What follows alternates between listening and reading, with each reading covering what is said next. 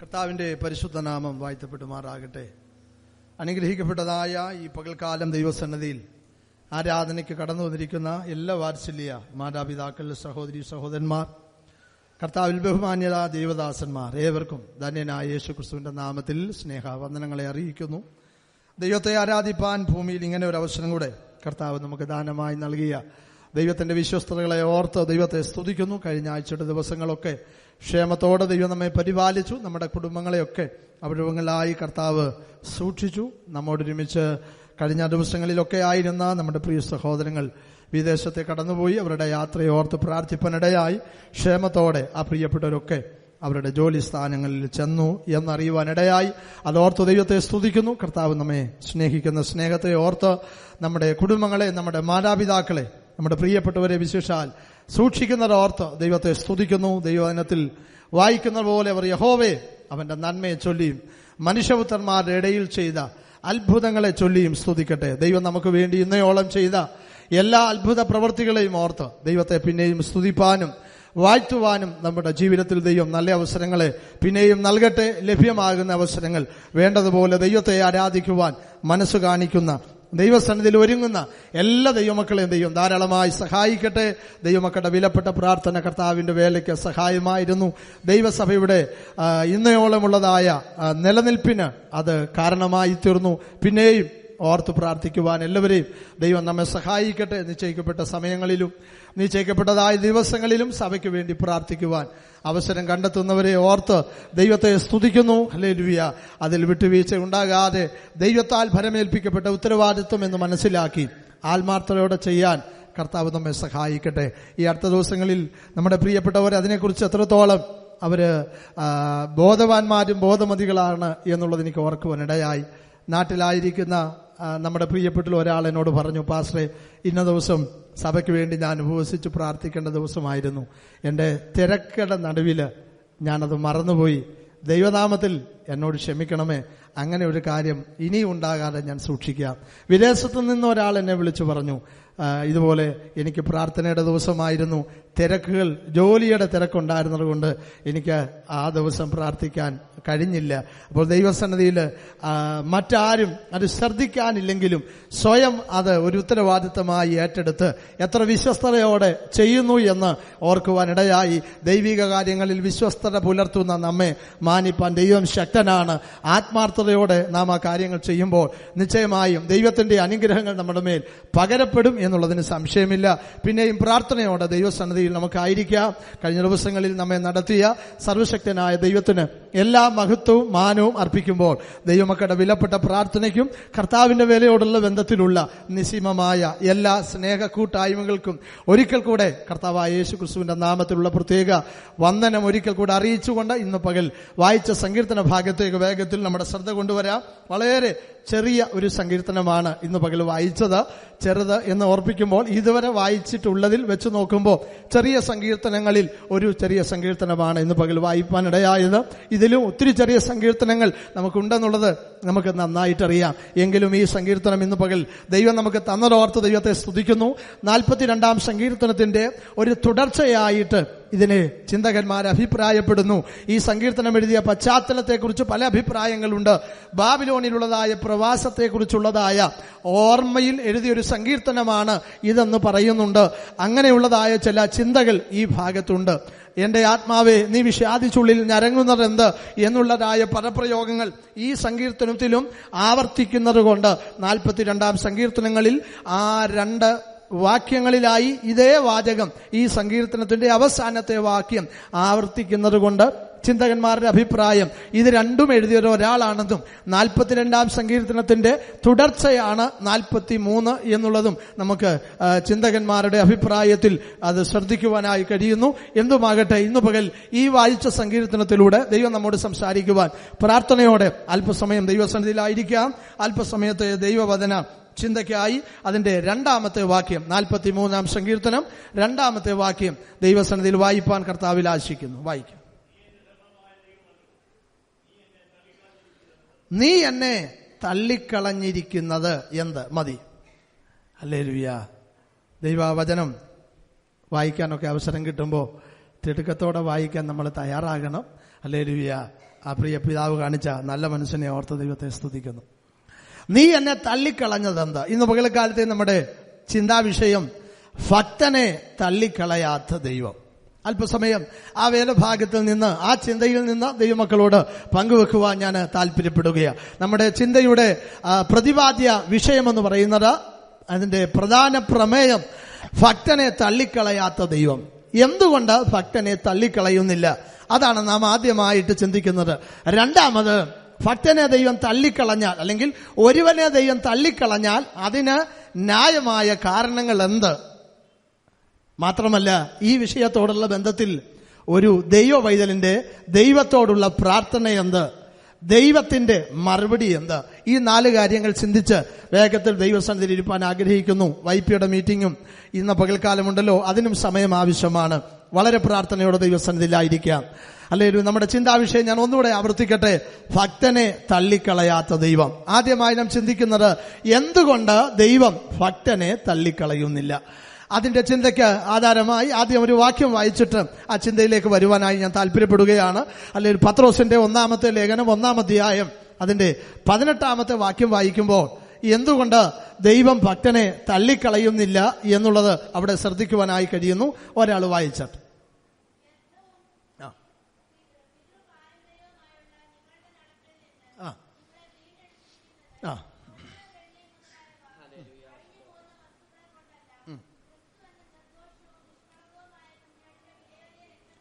അവിടെ നമുക്ക് ശ്രദ്ധിപ്പാനായി കഴിയുന്നത്, നിങ്ങൾ വീണ്ടെടുക്കപ്പെട്ടവരാണ്.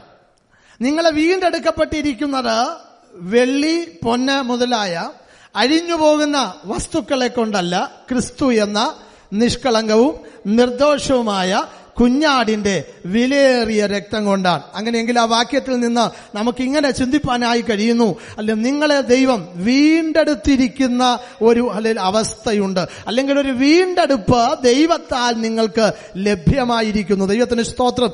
എന്താ ദൈവം നിങ്ങളെ തള്ളിക്കളയാത്തതിന്റെ കാരണം? ദൈവം നിങ്ങളെ വീണ്ടെടുത്തതാ. ദൈവത്തിന് സ്തോത്രം. ഒരു കാലത്ത് ദൈവം സൃഷ്ടിച്ചു. കഴിഞ്ഞ ആഴ്ചയിലും നമുക്കത് ശ്രദ്ധിപ്പാനായി കഴിയുന്നു. 100-ാം സങ്കീർത്തനത്തിൽ നമുക്ക് മനസ്സിലാക്കുവാൻ കഴിയുന്നു, അവൻ നമ്മെ ഉണ്ടാക്കി, നാം അവനുള്ളവരാകുന്നു, അവന്റെ കൈവേലയാ നാം. ദൈവത്തിന് സ്തോത്രം. ഉണ്ടാകട്ടെ എന്ന് പറഞ്ഞ സകല സൃഷ്ടിയെയും ദൈവം ഇല്ലായ്മയിൽ നിന്ന് സകലത്തെയും വിളിച്ചു വരുത്തിയപ്പോൾ, ഒരുപക്ഷെ അങ്ങനെ ഒരു സൃഷ്ടിക്ക് മനുഷ്യനെയും സൃഷ്ടിക്കാൻ ദൈവത്തിന്റെ ശക്തി കൊണ്ട് കഴിയും എന്നതിന് സംശയമില്ല. എന്നാൽ അങ്ങനെ ഒരു സൃഷ്ടിപ്പിനല്ല ദൈവം ആഗ്രഹിച്ചത്. തന്റെ കരവിരുതിൻ്റെതായ ഒരു ശ്രേഷ്ഠതയാണ് മനുഷ്യനെ ദൈവം ആഗ്രഹിച്ചത്. അതുകൊണ്ട് തന്റെ കരങ്ങൾ കൊണ്ടും മെനഞ്ഞ തന്റെ മൂക്കിലെ ജീവശ്വാസം ഊതി ദൈവം മനുഷ്യനെ സൃഷ്ടിച്ചു. ആ മനുഷ്യൻ നഷ്ടപ്പെട്ടു പോയപ്പോൾ അവനെ വീണ്ടെടുക്കുവാനായിട്ട് തന്റെ പുത്രന്റെ രക്തം അവന് വേണ്ടി ഊറ്റുവാനിടയായി. ദൈവത്തിന് സ്തോത്രം. അങ്ങനെയെങ്കിൽ അവന്റെ മേലുള്ള മനുഷ്യ കുലത്തിന്റെ മേൽ, അല്ലെങ്കിൽ മാനവ വർഗത്തിന്റെ മേലുള്ള ദൈവത്തിന്റെ വലിയ പദ്ധതി എന്ന് പറയുന്നത്, നഷ്ടപ്പെട്ടു പോയപ്പോൾ തന്റെ പുത്രന്റെ രക്തത്താൽ അവരെ വീണ്ടെടുക്കുവാനായിട്ട് ദൈവത്തിന് പ്രസാദം തോന്നി.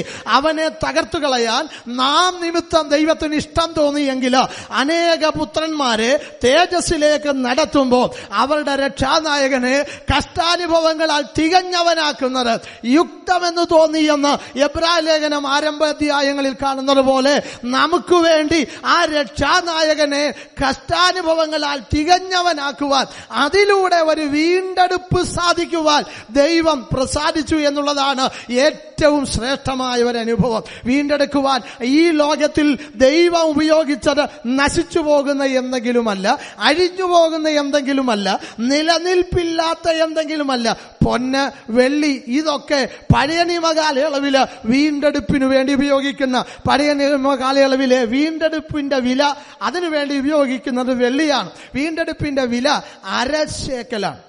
പണമുള്ളവനും പണമില്ലാത്തവനും ഏത് കുടുംബത്തിൽ ജനിച്ചവനാണെങ്കിലും അല്ലെ ഏത് നിലവാരത്തിലുള്ളവനാണെങ്കിലും 1/2 ശേക്കൽ വെള്ളി ആലയത്തിലേക്ക് വീണ്ടെടുപ്പ് വിലയായി കൊടുക്കണം. എന്നാൽ പുതിയ നിയമത്തിൽ പത്രോസ് അപ്പോസ്തലനിലൂടെ ആത്മാവെഴുതി ആ വെള്ളിക്കും അഴിവ് സംഭവിക്കുന്നതാണ്, പൊന്നിന് അഴിവ് സംഭവിക്കുന്നതാണ്. എന്നാൽ അഴിവില്ലാത്ത ഒന്നുകൊണ്ട് നമ്മെ വീണ്ടെടുക്കാൻ ദൈവത്തിന് ഇഷ്ടം തോന്നി. അതാണ് തന്റെ പുത്രന്റെ വിലയേറിയ രക്തം. ദൈവത്തിന് സ്തോത്രം. അങ്ങനെയെങ്കിൽ നൽകാൻ കഴിയാവുന്നതിൽ ഏറ്റവും ഉദാത്തമായത്, ഏറ്റവും ശ്രേഷ്ഠമായത്, ഏറ്റവും ഉന്നതമായത് നൽകി ദൈവം നമ്മെ വീണ്ടെടുത്തെങ്കിൽ ഇന്ന് പകൽ ഓർക്കൂ ദൈവമക്കളെ, ആ വീണ്ടെടുത്തതിനെ അവൻ തള്ളിക്കളയുകയില്ല. ദൈവത്തിന് സ്തോത്രം. തള്ളിക്കളയാൻ എന്റെ ദൈവത്തിന് കഴിയുകയില്ല. അത്രത്തോളം വില അതിന് കൊടുത്തു. ദൈവത്തിന് സ്തോത്രം.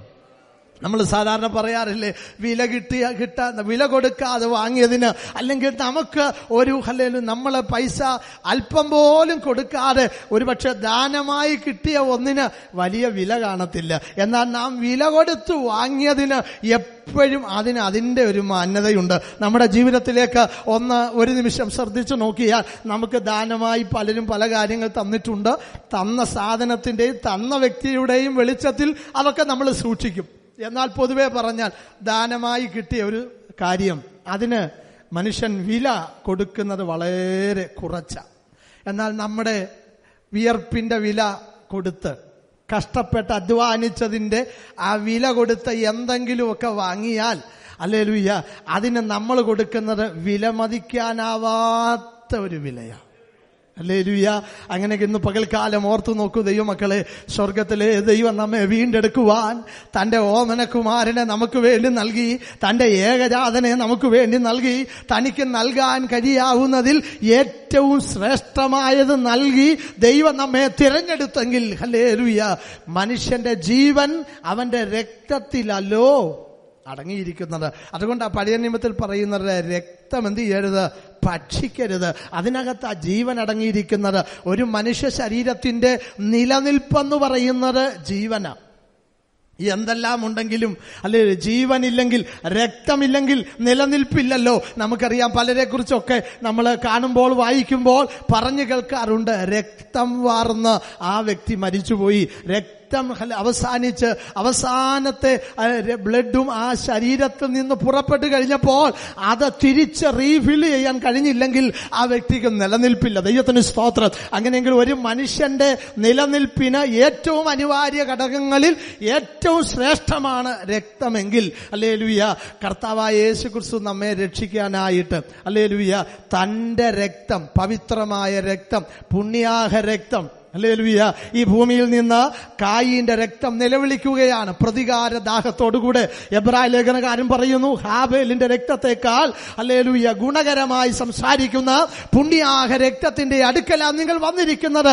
കായീന്റെ രക്തം ഈ ഭൂമിയിൽ നിന്ന് നിലവിളിക്കുന്നത് പ്രതികാരം ചെയ്യാൻ വേണ്ടിയാണെങ്കിൽ, ഹാബേലിന്റെ രക്തം നമുക്ക് വേണ്ടി ഹല്ലേലൂയ അത് നിലവിളിക്കുന്നത് പാപപരിഹാരത്തിനു വേണ്ടിയാ. നല്ല ഹാബേലായിരിക്കുന്ന ആ യേശുക്രിസ്തുവിന്റെ രക്തം നമുക്ക് വേണ്ടി ചിന്തപ്പെട്ടത് നമ്മുടെ പാപക്ഷമയ്ക്ക് വേണ്ടിയാ. ഇന്നും ആ രക്തം നമുക്ക് വേണ്ടി നിലകൊള്ളുന്നത് നമ്മുടെ പാപങ്ങൾ ക്ഷമിക്കാൻ വേണ്ടിയാ. അതുകൊണ്ട് യോഹന്നാൻ 1:7 ഇങ്ങനെ വായിക്കുന്നു, അവന്റെ പുത്രനായ യേശുവിന്റെ രക്തം നമ്മുടെ സകല പാപവും പോക്കി നമ്മെ ശുദ്ധീകരിക്കുന്നതാണ്.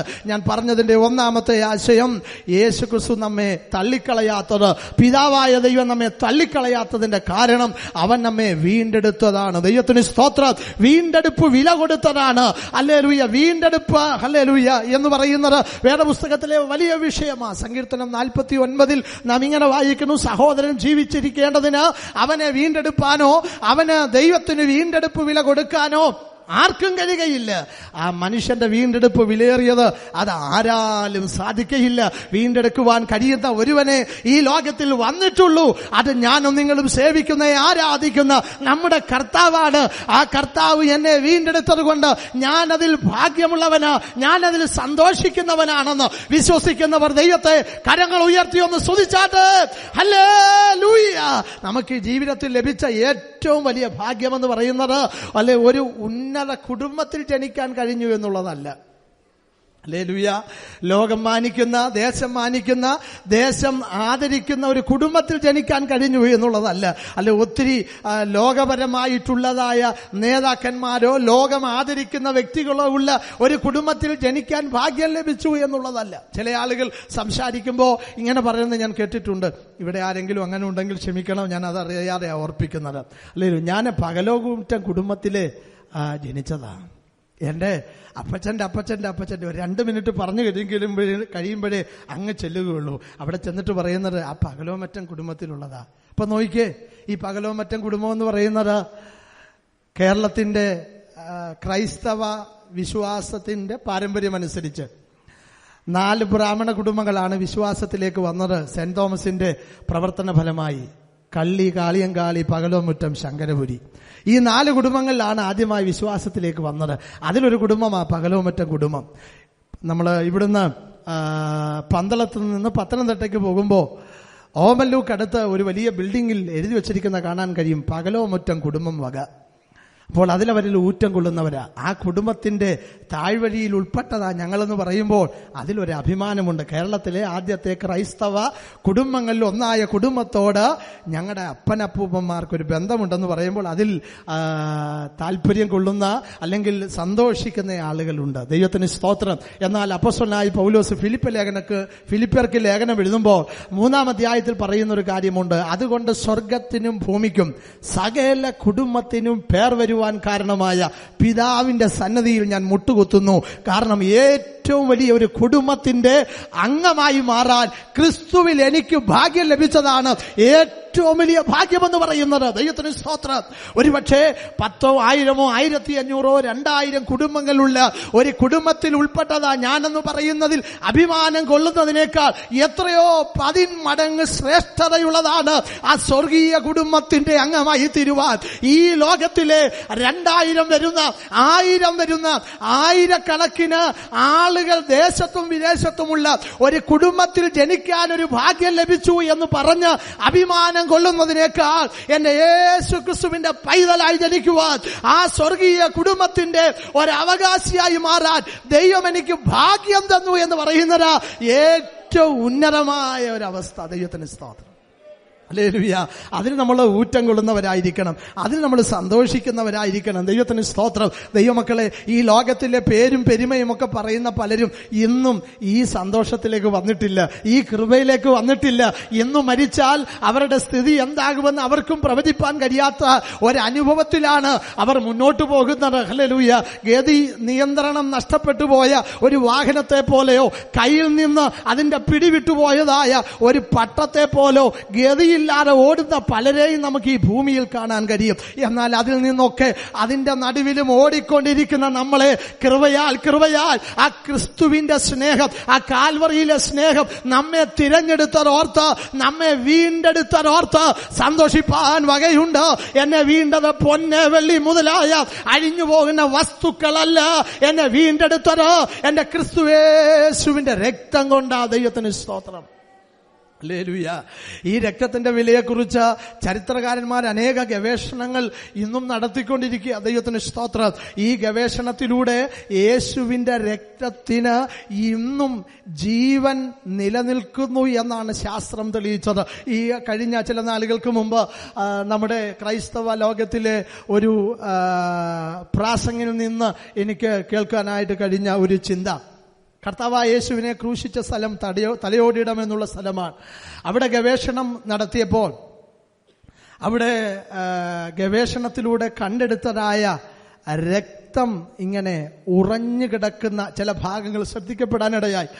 ആ ബ്ലഡ് എടുത്ത് പരിശോധിച്ചു. അതിന്റെ സയന്റിഫിക് ആയിട്ടുള്ള നിലകളിൽ ലാബിൽ അത് പരിശോധിച്ചപ്പോൾ ആ രക്തത്തെക്കുറിച്ച് അവർ കണ്ടുപിടിച്ച ഒരു കണ്ടുപിടുത്തം എന്ന് പറയുന്നത് ഇത് ആയിരക്കണക്കിന് വർഷങ്ങൾക്ക് മുമ്പ് ചൊരിഞ്ഞ ഒരു രക്തമാണ്, വീണ രക്തമാണ്. വീണ്ടും നമ്മളെയൊക്കെ ഉത്തേജിപ്പിക്കുന്ന, സന്തോഷിപ്പിക്കുന്ന ഒരു വലിയ സവിശേഷത ആ രക്തത്തിന്റെ ക്രോമസോമുകളൊക്കെ അത് പരിശോധിച്ച് അവർ കണ്ടെത്തിയപ്പോൾ ഒരു കാര്യം കണ്ടത്, ഇന്നും ആ 4000-ഓ 5000-ഓ അല്ലെങ്കിൽ ആയിരക്കണക്കിന് വർഷം പഴക്കമുള്ളതായ ആ രക്തത്തെക്കുറിച്ച് അവർ പറയുന്നത് ഇന്നും അതിന് ജീവനുണ്ടെന്നുള്ളതാണ്. ദൈവത്തിന് സ്തോത്രം, ഹല്ലേലൂയ.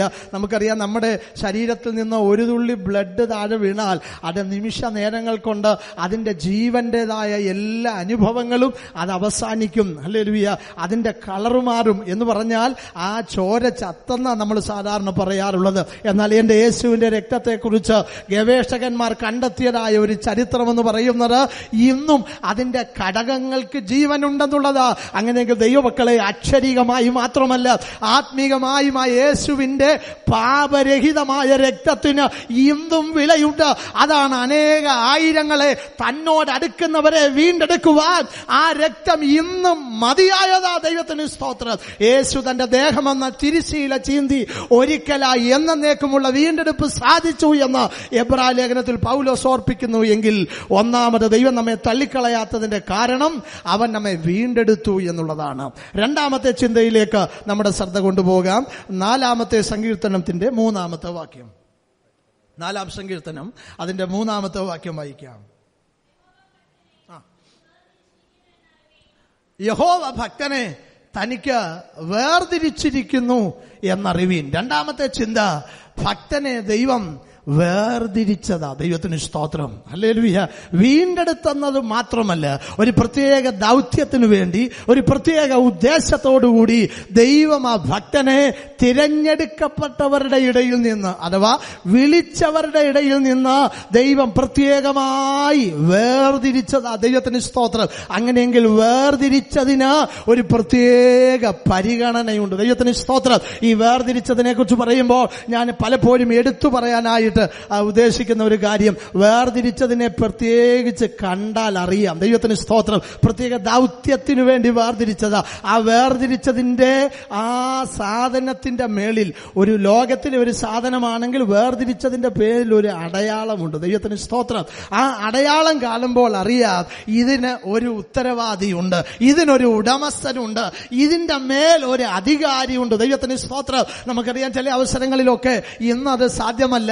നമ്മുടെ തമിഴ്നാട് ബോർഡറിലൊക്കെ നമ്മൾ ശ്രദ്ധിച്ചാൽ പലയിടങ്ങളിലും തമിഴ്നാട്ട് ഭാഗങ്ങളിൽ നിന്നൊക്കെ ധാരാളം 100 കണക്കിന് അല്ലെങ്കിൽ 500 കണക്കിന് ഈ മാടിനെ റോഡ് വഴി നടത്തിക്കൊണ്ടുവരുന്ന കാണാൻ കഴിയും. അതിനെ ശ്രദ്ധിച്ചു കഴിഞ്ഞാൽ ഒന്നിയിൽ അതിന്റെ ഈ ചെവിയുടെ ഏതെങ്കിലും ഒരു ഭാഗത്തിൽ പ്രത്യേകമായി ചരിച്ചൊന്ന് മുറിച്ച പാട് കാണും, അല്ലെങ്കിൽ അതിന്റെ മുതുകത്തോ ശരീരത്തിന്റെ ഏതെങ്കിലും ഭാഗത്തോ ഒരു പച്ചകുത്തൽ പോലെ ഒരു അടയാളം കാണും. ഈ അടയാളം പലതിന്റെയും ദേഹത്തുണ്ട്. ഇതെല്ലാം കൂട്ടത്തിൽ ഒരുമിച്ചാ പോകുന്നെങ്കിലും ഈ അടയാളം കാണുമ്പോൾ ഒരു കാര്യം മനസ്സിലാക്കാൻ കഴിയും, ഇതിനൊരു ഉടമസ്ഥനുണ്ട്. ദൈവത്തിന് സ്തോത്രം, ഹല്ലേലൂയ. എത്ര തട്ടിപ്പുകാരനാണെങ്കിലും, എത്ര വെട്ടിപ്പുകാരനാണെങ്കിലും അവസരം കിട്ടിയാൽ ഒന്നിനെ തട്ടിമാറ്റാൻ കഴിവുള്ളവനാനും ഈ അടയാളമുള്ളതിനെ കാണുമ്പോൾ ഒന്ന് ഭയപ്പെടും. മാത്രമല്ല, ഒന്നുകൂടെ ഞാൻ വിശദീകരിക്കാം. നമ്മുടെ റോഡുകളിലൊക്കെ ഈ അടുത്ത നാളുകളിൽ വനനശീകരണം ഒത്തിരി കൂടുതലായിക്കൊണ്ടിരിക്കുമ്പോൾ റോഡിന്റെ ഒക്കെ വശങ്ങളിൽ ഇങ്ങനെ താനെ കിളിർത്തു വരുന്നതായ മരങ്ങളും കിളിപ്പിച്ചുകൊണ്ടിരുന്നതായ വളർത്തിക്കൊണ്ടുവരുന്ന മരങ്ങളൊക്കെ ഉണ്ട്. അത് ഒരു പരിധിയിൽ കൂടെ അങ്ങോട്ട് വളർന്ന് അതൊക്കെ വണ്ണം വെച്ച് കഴിയുമ്പോൾ സർക്കാർ ചെയ്യുന്ന ഒരു പരിപാടിയുണ്ട്. ഒരു മഞ്ഞ പെയിന്റ് കൊണ്ട് അതിനൊരു നമ്പർ ഇടും. ചില വലിയ വൃക്ഷങ്ങളുടെയൊക്കെ അതിന്റെ ആ തൊലി പട്ടയൊക്കെ ഒന്ന് വെട്ടി സ്ക്വയർ ആയിട്ട് മാറ്റിയിട്ട് അവിടെ ഒരു അടയാളമിടും. ആ അടയാളത്തിന്റെ അർത്ഥം എന്താണെന്നറിയാമോ? ചിലപ്പോൾ നമ്മൾ ശ്രദ്ധിച്ചാൽ 517 418 കാണുമ്പോൾ ഒരു 3 സംഖ്യ ഇട്ടേക്കുന്നല്ല അതിന്റെ അർത്ഥം. ഈ 318 അതേ കണ്ടാൽ ആ പുസ്തകം ഇതിന്റെ ഈ പേര് രേഖപ്പെടുത്തി, അല്ലെങ്കിൽ ഈ റെക്കോർഡ് ചെയ്തിരിക്കുന്ന പുസ്തകത്തിൽ 318ാമത്തെ ഈ ഒരു മരത്തിന്റെ റെക്കോർഡ് അവിടെയുണ്ട്. ഇന്ന ഏരിയയിൽ ഇന്നിടത്തുനിന്ന് ഇന്നിടത്തോട്ട് വരുമ്പോൾ നിൽക്കുന്ന ഇത്രാമത്തെ മരമാണെന്നുള്ളതിന് കണക്ക് അവിടെയുണ്ട്. അത് വിളിച്ചറിയിക്കുന്നത് ഇതിനൊരു ഉത്തരവാദിയുണ്ട്, ഇതിന് ഒരു ഉത്തരവാദിത്വമുണ്ട്, ഇതിന് കണക്കുണ്ട്, ഇതിന്റെ നിന്റെ മേൽ പ്രത്യേക പരിഗണനയുണ്ട്. ദൈവത്തിന് സ്തോത്രം. ലോകത്തിലെ അല്ലെ കാര്യങ്ങൾക്ക് സംവിധാനങ്ങളൊക്കെ ഈ നിലയിൽ സർക്കാരുകളും ഗവൺമെന്റുകളും ഒക്കെ നല്ല നിലയിൽ അത് സൂക്ഷിക്കുന്നെങ്കിൽ ദൈവമക്കളെ, ഈ ഭൂമിയിലായിരിക്കുന്ന എന്നെയും നിന്നെയും കർത്താവ് പ്രത്യേകാൽ വേർതിരിച്ചതാണെങ്കിൽ ആ വേർതിരിച്ചതിനെ അവൻ തള്ളിക്കളയുകയില്ല. പ്രത്യേക ഉദ്ദേശത്തിനു വേണ്ടി, പ്രത്യേക ദൗത്യത്തിനു വേണ്ടി ദൈവം ഭക്തനെ വേർതിരിച്ചു. ദൈവത്തിന് സ്തോത്രം. ആ വേർതിരിച്ച ദൈവത്തിന് ആ ഭക്തനെ കുറിച്ചൊരു ഉദ്ദേശമുണ്ട്. അവന്റെ ഇഷ്ടം ചെയ്യുവാൻ കർത്താവ് ബോധിച്ചവരെ ഒക്കെ അല്ലെങ്കിൽ കർത്താവിന്റെ ശബ്ദം കേട്ട്, കർത്താവിന്റെ ദിവ്യ വചനങ്ങൾ കേട്ട് ഒത്തിരി ആളുകൾ അടുത്തുകൂടി. നമുക്കറിയാം, ആയിരക്കണക്കിന് ആളുകൾ കർത്താവ് എവിടെയും പോയാൽ കർത്താവിന്റെ കൂടെ വരാറുണ്ട്. ഒരു 70 പേർ കർത്താവിനെ അനുഗമിച്ച ചരിത്രമുണ്ടോ? അതിൽ നിന്ന് കർത്താവ് പറയുന്നു, ബോധിച്ചവരെ. ഒരു രാത്രി മുഴുവനും മലയിൽ പ്രാർത്ഥിച്ചിട്ട് ബോധിച്ച 12 പേരെ കർത്താവ് തിരഞ്ഞെടുത്തു. അതിനകത്തുനിന്ന് വീണ്ടും കർത്താവ് 3 പേരെ തിരഞ്ഞെടുത്തു. ഇവരെയൊക്കെ തിരഞ്ഞെടുത്തതിന്റെ ഉദ്ദേശം തന്നോടുകൂടെ ഇരിക്കേണ്ടതിനും പ്രസംഗിക്കേണ്ടതിന് അയപ്പാനും 12 ദൈവം എന്ത് ചെയ്തു? നിയമിച്ചു. നോക്കണമേ, അവരെ വേർതിരിച്ചു. വേർതിരിച്ചവരെ കുറിച്ച് കർത്താവിന് എപ്പോഴും വലിയ പരിഗണനയുണ്ട്. ദൈവത്തിന് സ്തോത്രം. കർത്താവ് അവർ ക്ഷീണിക്കുന്നു എന്ന് കണ്ടപ്പോൾ അവരോട് ഇങ്ങനെ പറഞ്ഞു, നിങ്ങൾ അല്പം വേറിട്ട് ആശ്വസിച്ചു കൊള്ളുവീൻ. അങ്ങനെയെങ്കിൽ വേർതിരിച്ചതിനെ കുറിച്ച് വേർതിരിച്ചവനൊരു ഉദ്ദേശമുണ്ട്. അങ്ങനെയെങ്കിൽ തള്ളിക്കളയാൻ എന്റെ ദൈവത്തിന് കഴിയുകയില്ല. ഇന്ന് പകൽ ഇവിടെ ഇരിക്കുന്ന ഓരോ പിതാക്കന്മാരും, ഓരോ മാതാപിതാക്കളും, ഓരോ സഹോദരന്മാരും, കുഞ്ഞുങ്ങളും ഓർക്കണം, എന്റെ കർത്താവിനെ വേർതിരിച്ചതാണ്. ഈ ലോകത്തിന്റെ ഇമ്പങ്ങളിലൂടെ ഞാൻ ഓടാതിരിപ്പാൻ ഓടിയ സാഹചര്യങ്ങളിൽ അതിൽ നിന്ന് കർത്താവിനെ തിരഞ്ഞെടുത്തു. അന്യനായിരുന്ന എന്നെ ഈ ലോകത്തിൻ്റെതായ ഇഷ്ടത്തിന്റെ പിന്നാലെ ഓടിയിരുന്ന എനിക്കൊരു വ്യത്യാസം തന്ന ഈ കൃപയിലേക്ക് ദൈവം കൊണ്ടുവന്നെങ്കിൽ, എന്നെ വേർതിരിച്ചെങ്കിൽ അത് ദൈവത്തിന്റെ ഒരു പ്രത്യേക ഉദ്ദേശത്തിന് വേണ്ടിയാ. അങ്ങനെയെങ്കിൽ വേർതിരിച്ചതിനെ കുറിച്ച് ദൈവത്തിന് പ്രത്യേക പരിഗണന ഉള്ളതുപോലെ, അതിനെ തള്ളിക്കളയാൻ കഴിയാത്തതുപോലെ ഇന്ന് പകൽ വേർതിരിക്കപ്പെട്ട ദൈവമക്കളെ, നമ്മൾ ഭാഗ്യമുള്ളവരാ. ദൈവത്തിന് സ്തോത്രം. ഇന്ന് പകൽ എന്നെ വേർതിരിച്ചതാണെന്ന് ആ ഉറപ്പ് ജീവിതത്തിലുള്ളവരെ ഓർത്ത് ദൈവത്തെ സ്തുതിക്കുകയാ. ദൈവത്തിന് സ്തോത്രം. ലോകക്കാരല്ലാതിരിക്കെ, ഹല്ലേലൂയ, നമ്മൾ ലോകക്കാരല്ലാതിരിക്കേണ്ടതിന് അവരുടെ ഇടയിൽ നിന്ന് കർത്താവ് നമ്മളെ എന്ത് ചെയ്തു? തെരഞ്ഞെടുത്തു, വേർതിരിച്ചു. നിങ്ങൾ എന്നെ സ്നേഹിച്ചു എന്നല്ല, ഞാൻ നിങ്ങളെ എന്ത് ചെയ്തു? സ്നേഹിച്ചു. ദൈവത്തിന് സ്തോത്രം. അങ്ങനെയെങ്കിൽ ആ സ്നേഹമാണ് നമ്മളെ വേർതിരിച്ചത്. ദൈവത്തിന് സ്തോത്രം. ഹല്ലേലൂയ. ആ വേർതിരിച്ചതായ ആ ശിഷ്യന്മാർക്ക് ദൈവം ഒത്തിരി സ്നേഹം പങ്കിട്ട് കൊടുത്തെങ്കിൽ, അവർക്കൊരാവശ്യം വരുമ്പോൾ, അവർക്കൊരു ഭാരം വരുമ്പോൾ, അവർക്കൊരു പ്രയാസം വരുമ്പോൾ അവർ പറയാതെ തന്നെ അതൊക്കെ പരിഹരിപ്പാൻ എൻ്റെ ദൈവത്തിന് കഴിഞ്ഞു. ഹല്ലേലൂയ. അവരുടെ വേദനകളെ അവർ പറയുന്നതിന് മുമ്പ് അത് പരിഹരിപ്പാൻ എൻ്റെ കർത്താവിന് കഴിഞ്ഞു. ദൈവത്തിന് സ്തോത്രം. വേർതിരിച്ച ദൈവമക്കളെ, നിന്റെ ആവശ്യം നീ പറയുന്നതിന് മുമ്പ് അതറിയുന്നവനാ സ്വർഗത്തിലെ ദൈവം. ഒരു ചിന്ത ഞാൻ പറയാം.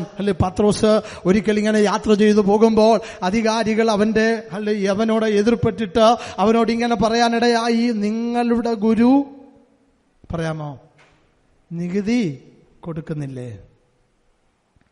അതിനെക്കുറിച്ച് വലിയ പിടിയില്ലാതിരുന്ന പത്രോസ്, കാരണം ഇതൊക്കെ കൈകാര്യം ചെയ്യുന്ന വകുപ്പ് വേറെ ആയതുകൊണ്ട് ഭവനത്തിൽ വന്ന കർത്താവിനോട് ചോദിച്ചു, കർത്താവേ, ഇങ്ങനെ ഒരു കാര്യം പറയുന്നു, അതിനെക്കുറിച്ച് നമ്മൾ എന്താ ചെയ്യുന്നേ? അല്ലേലു. അവരിങ്ങനെ എന്നോട് ചോദിച്ചു, ഗുരു ചുങ്കം കൊടുക്കുന്നില്ലേ?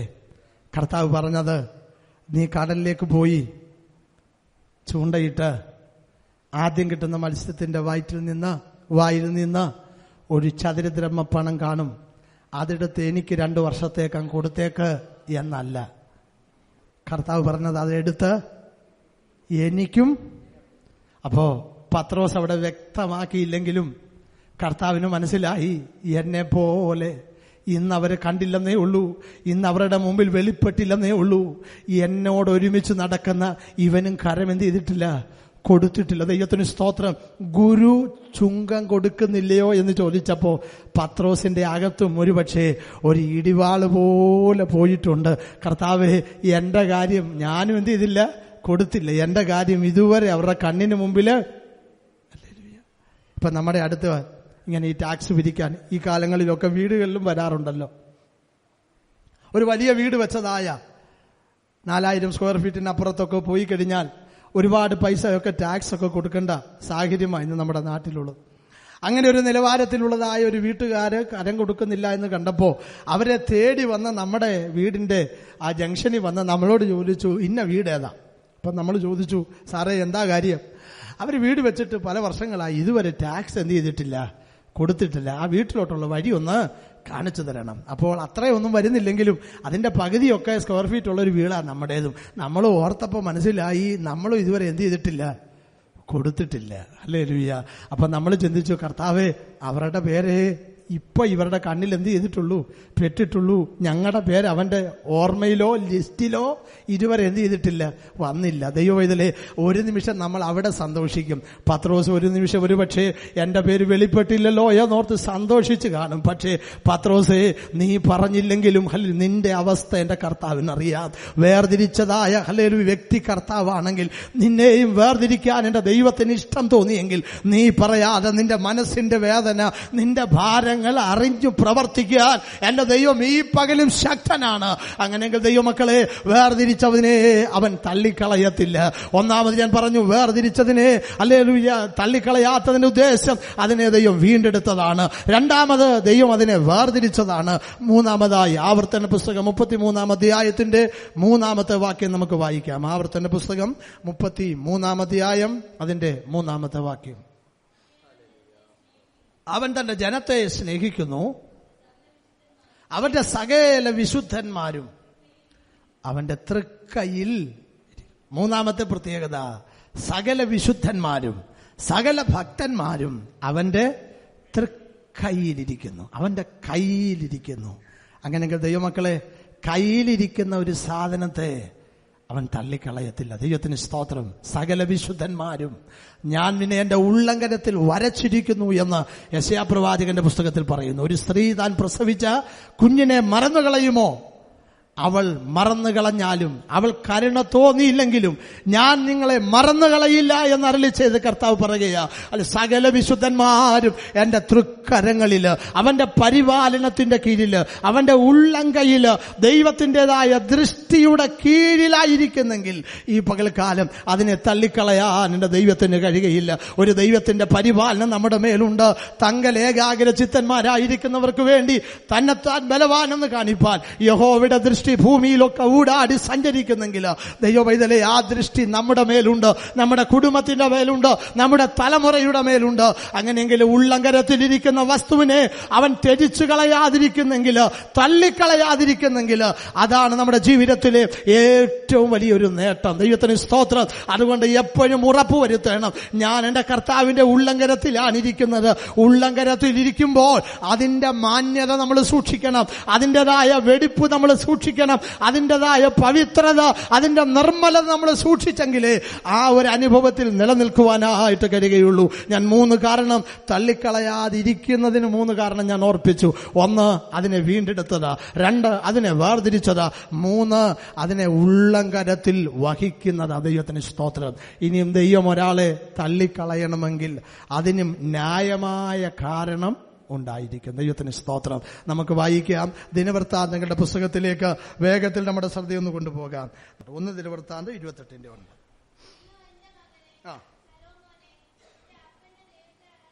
നിന്റെ അപ്പന്റെ ദൈവത്തെ അറിയുകയും. അടുത്തത്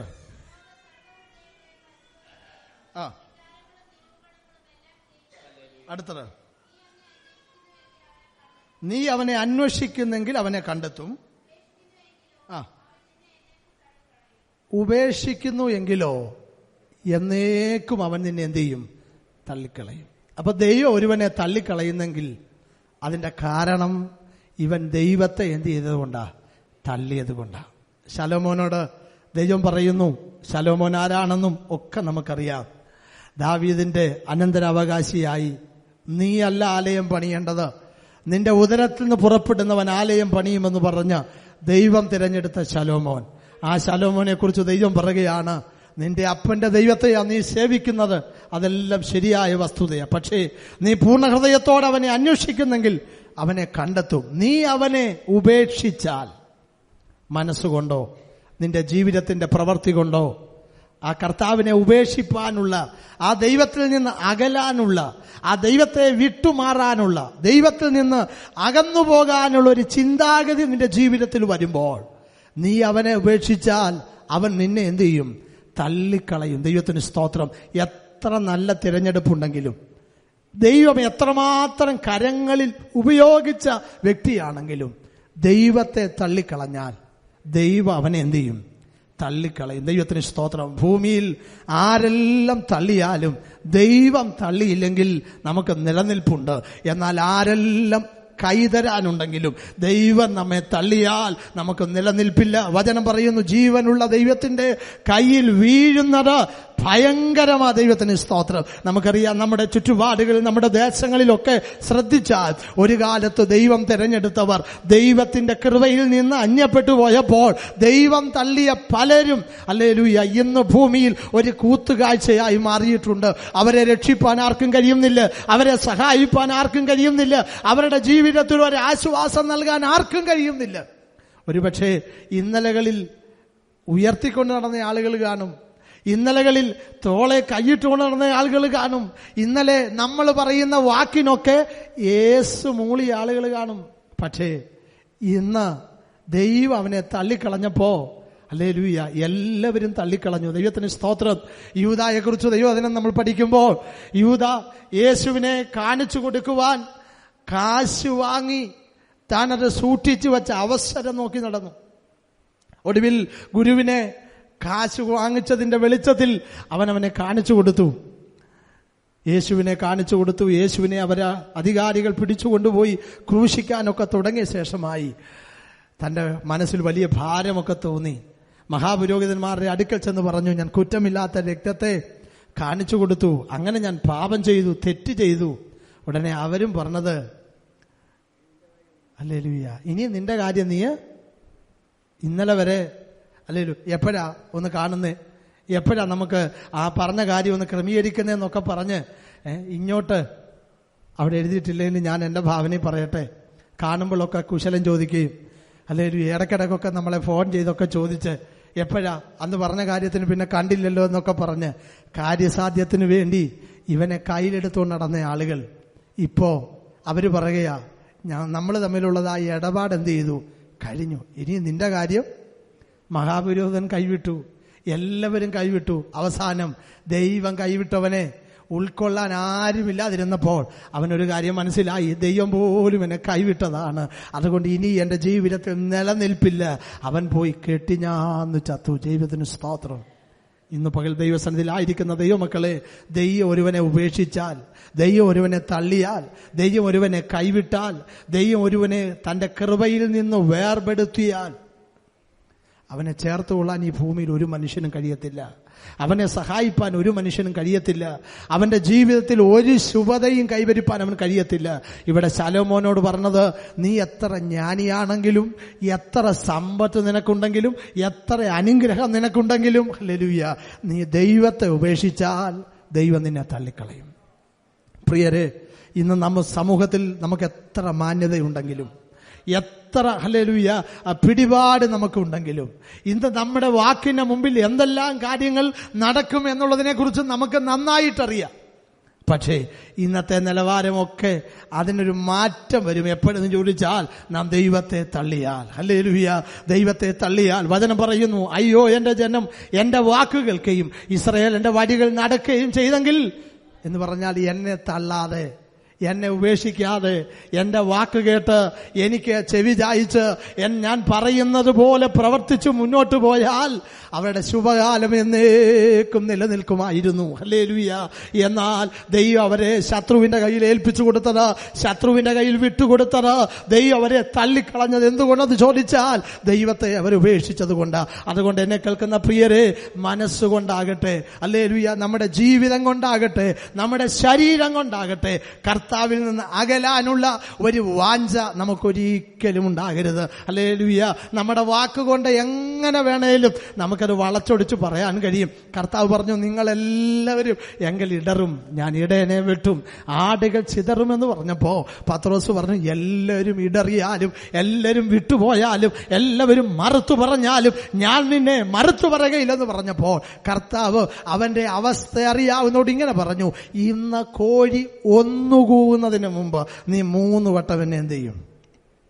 നിന്നോട് കൂടെ മരിക്കേണ്ടി വന്നാലും ഞാനത് ചെയ്യുകയില്ലെന്ന് പറഞ്ഞു. പക്ഷേ നമുക്കറിയാം അവന്റെ ജീവിതത്തിൽ അതുപോലെ സംഭവിപ്പാനിടയായി. അവൻ അകലം വിട്ട് കർത്താവിനെ അനുഗമിപ്പാനിടയായി. മനസ്സുകൊണ്ട് അവൻ അകന്നു, ശരീരം കൊണ്ട് പിന്നീട് അകന്നു. ആദ്യം അകലിച്ച വരുന്നത് മനസ്സിലാണ്, മാനസിക നിലകളിലാണ്, ഹൃദയത്തിലാണ് അകൽച്ചയുണ്ടാകുന്നത്. അതുകൊണ്ടാണ് ഈ അകൽച്ച ഏത് നിലയിലും സംഭവിക്കാം എന്നുള്ളത് മനസ്സിലാകുന്നത് കൊണ്ടൊക്കെയാ ഒരുപക്ഷെ സ്നേഹിക്കുന്ന ദൈവദാസന്മാരോ സ്നേഹിക്കുന്ന ദൈവമക്കളോ നമ്മുടെ ജീവിതത്തിൽ ഒരു ചെറിയ ഗ്യാപ്പ് ആത്മീയ ജീവിതത്തിൽ വരുന്നു എന്ന് കാണുമ്പോൾ നമ്മളോട് ചിലപ്പോൾ ചോദിക്കും, സഹോദരിയെ പ്രാർത്ഥനയ്ക്ക് കണ്ടില്ലല്ലോ, സഹോദര പ്രാർത്ഥനയ്ക്ക് കണ്ടില്ലല്ലോ, എന്താ പാട്ട് പാടാതിരുന്ന്, എന്താ പ്രാർത്ഥിക്കാതിരുന്ന് എന്നൊക്കെ ചോദിക്കുന്നത് ഇതാ രോഗത്തിന്റെ ലക്ഷണമായതുകൊണ്ടാണ്. Hallelujah, hallelujah. നമുക്കറിയാമല്ലോ ഒരു രോഗത്തിന് പല ലക്ഷണങ്ങളാ, പലരിലും പല രീതിയിലാ ആ രോഗം വെളിപ്പെടുന്നത്. ഹല്ലേലൂയ. അതുകൊണ്ട് ഇന്ന് പകൽക്കാലം ഞാൻ ഓർപ്പിക്കട്ടെ, ദൈവമക്കളെ, ഇങ്ങനെ ഒരു അകൽച്ച വരരുത്. മനസ്സിലാദ്യം അകൽച്ച വരും. ദൈവത്തിന് സ്തോത്രം. മനസ്സുകൊണ്ട് അകന്നു മാറുന്ന, മനസ്സുകൊണ്ട് ഒരു വലിയ ഒരു അന്തരമുണ്ടാകുന്ന, ഹല്ലേലൂയ, ആദ്യം ദൈവത്തോടുള്ളതായ വലിയ പ്രതിപത്തിയും സ്നേഹം നിമിത്തം എപ്പോഴും പ്രാർത്ഥിക്കുന്ന, എപ്പോഴും ദൈവസന്നിധിയിൽ അവസരം കിട്ടുമ്പോഴെല്ലാം ദൈവവചനം വായിക്കുന്ന ആ ഒരു അനുഭവത്തിൽ മുന്നോട്ട് പോയ നമ്മുടെ ജീവിതത്തിൽ ഇന്നത്തെ അവസ്ഥയൊന്നും നോക്കിക്കേ. അവസരം കിട്ടിയാൽ പോലും ദൈവസന്നിധി പ്രാർത്ഥിക്കാനോ ഒരുപക്ഷെ ദൈവവചനം വായിക്കാനോ എല്ലാ അവസരങ്ങളൊക്കെ ഒത്തുകിട്ടിയാലും ഒരു പ്രാർത്ഥനയ്ക്ക് പോകാനോ നമുക്ക് പറ്റുന്നില്ല. ഹല്ലേലൂയ. നമുക്ക് പ്രാർത്ഥനയുടെ എണ്ണം കുറവാണെന്ന് ഒത്തിരി പ്രയാസം നമ്മൾ ഒത്തിരി പേർക്കുണ്ട്. പക്ഷെ എത്ര പ്രാർത്ഥനയ്ക്ക് വരാൻ പറ്റുന്നുണ്ടെന്നുള്ളത് ദൈവമക്കളൊന്ന് ശോധന ചെയ്യണം. ഈ കഴിഞ്ഞ ദിവസങ്ങളിലെ ഹല്ലേലൂയ അവസ്ഥ കണ്ടപ്പോൾ എനിക്ക് ഒത്തിരി ഭാരം തോന്നി, ഒത്തിരി പ്രയാസം തോന്നി. ദൈവത്തിന് സ്തോത്രം. ഹല്ലേലൂയ. പ്രാർത്ഥന നമുക്ക് 7 ദിവസം ഉണ്ടായാൽ കൊള്ളാമെന്ന് ആഗ്രഹമുണ്ട്. പക്ഷേ 7 ദിവസം പോയിട്ട് 6 ദിവസമുള്ള പ്രാർത്ഥനയ്ക്ക് 2 എണ്ണത്തിനെങ്കിലും വരാൻ പറ്റുന്നുണ്ടോ? ഹല്ലേലൂയ. എല്ലാത്തിനും പോകുന്ന, എല്ലാ പ്രാർത്ഥനയ്ക്കും വരുന്ന ചിലരെ നമ്മൾ അതെല്ലാം അങ്ങ് എന്ത് ചെയ്തിരിക്കുക, ഏൽപ്പിച്ചേക്കുക. ഒരാളൊരു രോഗിയായി കിടന്ന പരപ്രേരണ കൂടാതെ ഒന്ന് പോയി കാണാൻ, ഹല്ലേലൂയ, നിൽക്കുന്നു എന്ന് തോന്നുവൻ വീഴാതിരിപ്പാൻ ഞാൻ ഒരിക്കലും കുലുങ്ങിപ്പോകയില്ലെന്ന് സുഖകാലത്ത് പറയരുത്. എപ്പോഴാ വീഴുന്നതെന്ന് അറിയത്തില്ല. ദൈവത്തിന് സ്തോത്രം. വൃക്ഷം എപ്പോഴാ കടപുഴുകുന്നെന്ന് പറയാനൊക്കത്തില്ല. അതുകൊണ്ട് നിൽക്കുന്നുവെന്ന് തോന്നുന്നവൻ വീഴാതിരിപ്പാൻ സൂക്ഷിക്കട്ടെ. ആവോളം ആത്മീയ ആരാധനകളിലും പ്രാർത്ഥനകളിലും ഒക്കെ സംബന്ധിപ്പാനൊരു താല്പര്യം നമുക്ക് അകത്തുണ്ടാകണം. ഇത് കുറയുന്നത് എപ്പോഴെന്ന് ചോദിച്ചാൽ മാനസികമായി നമ്മൾ ദൈവത്തോടും ദൈവനാമത്തോടും അകൽച്ച വരുമ്പോഴാ. 1, മനസ്സിൽ അകൽച്ച വരുന്നു. 2, ആ അകൽച്ച ശരീരത്തിൽ പ്രകടമാകുന്നു. അതാണ് പത്രോസ് അകലം വിട്ട് കർത്താവിനെ എന്ത് ചെയ്തു, അനുഗമിച്ചു. പിന്നെ അവൻ ചെയ്യുന്നതും കാര്യങ്ങളെല്ലാം അതിനനുസരിച്ച. പല ആളുകളും ഒക്കെ കണ്ടിട്ട് പറഞ്ഞു, നീ ആ സഭയിലുള്ളതാ, നീ ആ ഗ്രൂപ്പില് ഉള്ളതാ. അപ്പോൾ പറയുന്നു, നീ പറയുന്നതൊന്നും എനിക്ക് എന്ത് ചെയ്യുന്നില്ല, തിരിയുന്നില്ല. അങ്ങനെ തിരിയുന്നില്ലെന്ന് പല പ്രാവശ്യം പറഞ്ഞപ്പോ ഒരാൾ പറഞ്ഞു, നിന്റെ ഉച്ചാരണം പോലും, ഹല്ലേലൂയ, നിന്റെ ആ ശൈലി പോലും ആ കൂട്ടരുടേതാ. ഹല്ലേലൂയ. ദൈവമക്കളെ, ഒഴിഞ്ഞു മാറാൻ ശ്രമിച്ചാലും ഹല്ലേലൂയ, നമ്മളൊരു പക്ഷേ എങ്ങനെയെങ്കിലും ഒക്കെ രക്ഷപ്പെടാൻ ശ്രമിച്ചാലും നടക്കത്തില്ല. നമ്മുടെ ഉച്ചാരണം കാണുമ്പോൾ ഹല്ലേലൂയ, അന്നത്തെ കാലത്ത് ഉച്ചാരണം കണ്ടാലും പിടിക്കാൻ പറ്റും. ദൈവത്തിന് സ്തോത്രം. ഇന്ന് ഉച്ചാരണം കണ്ടാൽ പോലും പിടിക്കാൻ പറ്റാത്ത ഒരവസ്ഥയിലേക്ക് നീങ്ങുക. ദൈവത്തിന് സ്തോത്രം. ഹല്ലേലൂയ. നിൽക്കുന്നു തോന്നുന്നു വീഴാതിരിപ്പാൻ സൂക്ഷിക്കട്ടെ. ദൈവത്തിന് സ്തോത്രം. ദൈവം ഒരുവനെ തള്ളിക്കളയുന്നതിന്റെ ഒന്നാമത്തെ കാരണം, ദൈവത്തെ ഉപേക്ഷിച്ചാൽ ദൈവം അവനെ എന്ത് ചെയ്യും, തള്ളിക്കളയും. ദൈവത്തിന് സ്തോത്രം. 2ാമത് നമുക്ക് വീണ്ടും വായിക്കാം. ശമൂവേലിന്റെ 1-ാമത്തെ പുസ്തകം 16-ാം അധ്യായം 26-ാമത്തെ വാക്യത്തിലേക്ക് വരാം. 1 ശമൂവേൽ 15:26.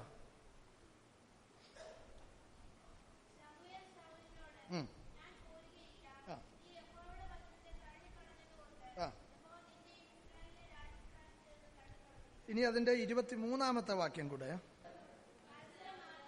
മത്സരം ആഭിചാരദോഷം പോലെയും. അടുത്തത്, നീ യഹോവയുടെ വചനത്തെ തള്ളിക്കളഞ്ഞതുകൊണ്ട് യഹോവ നിന്നെ ഈ രാജസ്ഥാനത്തിൽ നിന്ന് തള്ളിയിരിക്കുന്നു. അപ്പൊ രണ്ടാമത്തെ കാരണം, ഒന്ന്, യഹോവയെ ഉപേക്ഷിച്ചപ്പോ യഹോവ നിന്നെ എന്ത് ചെയ്തു? തള്ളി. അല്ലെങ്കിൽ യഹോവയെ തള്ളിയപ്പോ യഹോവ നിന്നെയും തള്ളി. രണ്ടാമത്, യഹോവയുടെ വചനത്തെ തള്ളിയപ്പോ യഹോവ എന്ത് ചെയ്തു? അവനെ അവന്റെ പദവിയിൽ നിന്ന്, രാജസ്ഥാനത്ത് നിന്ന് എന്ത് ചെയ്തു? തള്ളി. ഒരു അഭിഷേകത്തോടു കൂടി ആ സ്ഥാനത്തേക്ക് വന്നത്. ദൈവത്തിന്റെ തിരഞ്ഞെടുക്കപ്പെട്ട പ്രവാചകനെ അഭിഷേകം ചെയ്തത്. അഭിഷേകം ചെയ്ത വ്യക്തിക്ക് കുഴപ്പമില്ല, അഭിഷേക തൈലത്തിന് കുഴപ്പമില്ല, അഭിഷേകം ചെയ്ത രീതിക്ക് കുഴപ്പമില്ല. എവിടാ കുഴപ്പം പറ്റിയേ? അല്ലല്ല, അഭിഷേകം ചെയ്യപ്പെട്ടവൻ പ്രമാണം കാത്തു സൂക്ഷിച്ചില്ല, വചനം സൂക്ഷിച്ചില്ല, വചനത്തെ എന്ത് ചെയ്തു? തള്ളി. വചനത്തെ തള്ളിയപ്പോൾ ഒരു രാജാവില്ലല്ലോ എന്ന് വിചാരിച്ച് ഇരിക്കട്ടെ എന്ന് ദൈവം ചിന്തിച്ചില്ല. വചനം തള്ളിയവനെ ദൈവം രാജസ്ഥാനത്ത് നിന്ന് തള്ളി, പദവിയിൽ നിന്ന് ദൈവം തള്ളി. എന്നെ കേൾക്കുന്ന പ്രിയപ്പെട്ടവരെ, അല്ലെ, പ്രസംഗിക്കുന്ന ഞാനാണെങ്കിലും ദൈവവചനം കേൾക്കുന്ന ദൈവമക്കളാണെങ്കിലും, ദൈവം കൽപ്പിച്ച വചനം ശ്രദ്ധിച്ചില്ലെങ്കിൽ, ദൈവത്തിന്റെ വചനം സൂക്ഷിച്ചില്ലെങ്കിൽ, ആ വചനം കാത്തുകൊണ്ടില്ലെങ്കിൽ, ദൈവത്തിന് സ്തോത്രം, അല്ല, ദൈവം നമ്മെയും തള്ളുമെന്നുള്ളതിന് സംശയമില്ല. ദൈവം തള്ളാനുള്ള കാരണങ്ങൾ നമ്മൾ ചിന്തിക്കുന്നത്, ഒന്ന്, ദൈവത്തെ തള്ളുന്നു, അവനെ ദൈവം തള്ളുന്നു. രണ്ടാമത്, ദൈവത്തിന്റെ വചനത്തെ എന്ത് ചെയ്യുക? തള്ളുക. എന്താ ദൈവത്തിന്റെ വചനത്തെ തള്ളുക എന്ന് പറഞ്ഞ? സദൃശവാക്യങ്ങളുടെ പുസ്തകത്തിൽ ഇങ്ങനെ ഒരു വാക്യമുണ്ട്, വചനത്തെ നിന്ദിക്കുന്നവൻ അതിന് ഉത്തരവാദി. ദൈവത്തിന്റെ വചനം പ്രസംഗിച്ച് കേൾക്കുമ്പോൾ, ദൈവത്തിന്റെ വചനം ദൂതായിട്ട് വരുമ്പോൾ ആ വചനം നമ്മൾ തള്ളിക്കളയുക. ഹൃദയകവാടം തുറന്ന് സ്തോത്രത്തോടെ ഏറ്റെടുക്കേണ്ടതിന് പകരം അല്ലെങ്കിൽ നമ്മൾ മൗനമായിരുന്ന്, അല്ലെങ്കിൽ ആ വചനം നമ്മൾ ഉപേക്ഷിച്ച് കളയുന്ന, ആ വചനം നമ്മോടല്ല എന്ന് പറയുന്ന, ഏറ്റെടുക്കാനും സമർപ്പിക്കാനും കഴിയാതിരിക്കുന്ന ഒരവസ്ഥ, അതാ വചനം തള്ളുക എന്നുള്ളതിന്റെ ഒരു തെളിവ്. രണ്ടാമത്തെ കാര്യം, ദൈവം നമ്മോട് കൽപ്പിക്കുന്ന ചില കാര്യങ്ങളുണ്ട്.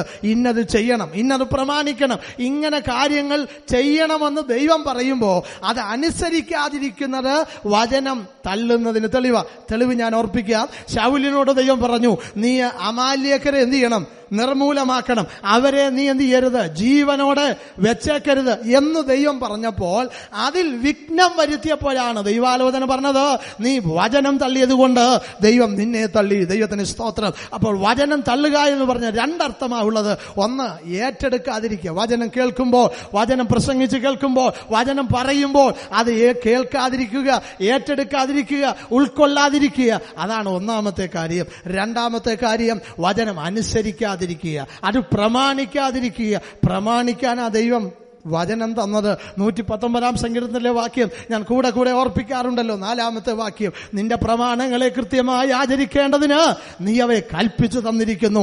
കൃത്യമായി ആചരിക്കാൻ കൽപ്പിച്ചു തന്നിരിക്കുന്ന പ്രമാണങ്ങളെ അനുസരിക്കാതിരുന്നാൽ, അതിനെ മാറ്റിക്കളഞ്ഞാൽ, അതിൽ നിന്ന് വ്യതിചലിച്ചു പോയാൽ അതെനിക്കുള്ളതല്ല, എനിക്കതിന്റെ ആവശ്യമില്ല, ഞാനത് ചെയ്യുകയില്ല എന്ന് ഹൃദയം കൊണ്ട് പറഞ്ഞ് മനസ്സുകൊണ്ട് ദൈവത്തിൽ നിന്ന് അകന്നു പോകാൻ തയ്യാറായാൽ ദൈവം നമ്മെ തള്ളാനിടയായി തീരും. മൂന്നാമത്തെ ചിന്തയിലേക്ക് വേഗത്തിൽ വരാം. എസെക്കിയേൽ പ്രവചനം 28-ാം അധ്യായത്തിലേക്ക് നമ്മുടെ ശ്രദ്ധ കൊണ്ടുവരാം. എസെക്കിയേൽ പ്രവചനം 28-ാം അധ്യായത്തിന്റെ 16-ാമത്തെ വാക്യം കൂടെ നമുക്ക് വായിക്കാം. 28:16. നിന്റെ വ്യാപാരത്തിന്റെ പെരുപ്പ നിമിത്തം നിന്റെ അന്തർഭാഗം സാഹസം കൊണ്ട് നിറഞ്ഞു. അടുത്തത്, നീ പാപം ചെയ്തു. ശ്രദ്ധിച്ചു കേൾക്കണമേ, നീ പാപം ചെയ്തു, അശുദ്ധനെന്നെണ്ണി ദേവപർവ്വതത്തിൽ നിന്ന് തള്ളിക്കളഞ്ഞു. എന്താ തള്ളിക്കളയാനുള്ള കാരണം? പ്രഥമ കാരണം, നീ പാപം ചെയ്തു എന്നുള്ളതാ. പാപം ചെയ്യാൻ നിന്നെ പ്രേരിപ്പിച്ച ഘടകം നിന്റെ വ്യാപാരത്താൽ, നിന്റെ അന്തർഭാഗം സാഹസം കൊണ്ട് ദൈവം നിനക്ക് തന്ന കഴിവ്, ദൈവം നിനക്ക് തന്നതായ ശ്രേഷ്ഠത, നിനക്ക് തന്നതായ മാന്യത, നിനക്ക് തന്നതായ പദവി, ഇനി ഒറ്റ വാക്കിൽ പറഞ്ഞാൽ നിന്നെ വിശേഷിപ്പിക്കാൻ, മറ്റുള്ളവരിൽ നിന്ന് നിന്നെ വ്യത്യസ്തനാക്കി നിർത്താൻ ദൈവം നിന്റെ മേൽ എന്തെല്ലാം പകർന്നോ അതെല്ലാം നീ ദുരുപയോഗപ്പെടുത്തി. അത് ദൈവത്തിൽ നിന്ന് അകലാനുള്ള ഒരു കാരണമാക്കി തീർത്തു. അത് നിമിത്തം നീ പാപം ചെയ്തപ്പോൾ ദൈവം നിന്നെ തള്ളിക്കളഞ്ഞു. ദൈവത്തിന് സ്തോത്രം. അവനെ സൃഷ്ടിച്ചതായ നാളിൽ അവൻ ഹല്ലേലൂയ ചിറകുകളെ മറയ്ക്കുന്ന ഒരു കെരൂബായി ദൈവത്തെ സേവിക്കുന്ന ജ്ഞാനപൂർണനായ സൗന്ദര്യപൂർണനായ ഒരു കെരൂബായിരുന്നു. എന്നാൽ അവന്റെ അന്തരംഗം ഈ നിലയിൽ ഹല്ലേലൂയ നിഗളിച്ചു പോയപ്പോൾ ദൈവം അവനെ അശുദ്ധനെന്ന് എന്ത് ചെയ്തു? എണ്ണാനിടയായി. ദൈവത്തിന് സ്തോത്രം. ദൈവം സൃഷ്ടിച്ചവൻ ഒരു ഊനവുമില്ലാതെ ഒരു കുറവുമില്ലാതെ ആർക്കും ഒരു തെറ്റ് ചൂണ്ടിക്കാണിക്കാനില്ലാതെയാണ് ദൈവനെ സൃഷ്ടിച്ചത്. എന്നാൽ ഈ നിലയിൽ അവന്റെ അന്തരംഗത്തിൽ ഈ നിലയിൽ ദൈവത്തിൽ നിന്ന് അകലാനായിട്ട് ഒരു മനസ്സ് വന്നപ്പോൾ, ദൈവത്തിൽ നിന്ന് അകലാനായിട്ട് അവന്റെ സാധ്യതകളെയൊക്കെ ഉപയോഗിച്ചപ്പോൾ, ഹല്ലേലൂയ. ദൈവമക്കളെ, ദൈവസന്നിധിയിൽ നമ്മൾ കണ്ണുനീരൊഴുക്കി പ്രാർത്ഥിക്കുമ്പോൾ ദൈവം നമ്മളെ വിവിധ നിലകളിൽ ഭൗതിക നന്മ തന്ന് നമ്മളെ അനുഗ്രഹിക്കും, ആത്മീക നന്മ തന്ന് നമ്മളെ അനുഗ്രഹിക്കും. നാം ചോദിക്കുന്ന ന്യായമായ ഒരു ദൈവവൈദ്യന് ഉചിതമായ എല്ലാ മേഖലകളിലും ദൈവം നമ്മെ അനുഗ്രഹിക്കും. അങ്ങനെ ചോദിച്ചു വാങ്ങിച്ച നന്മ അത് നമുക്ക് ദൈവത്തിൽ നിന്ന് അകലാനുള്ളൊരു മുഖാന്തരമാക്കി നമ്മൾ തീർക്കരുത്.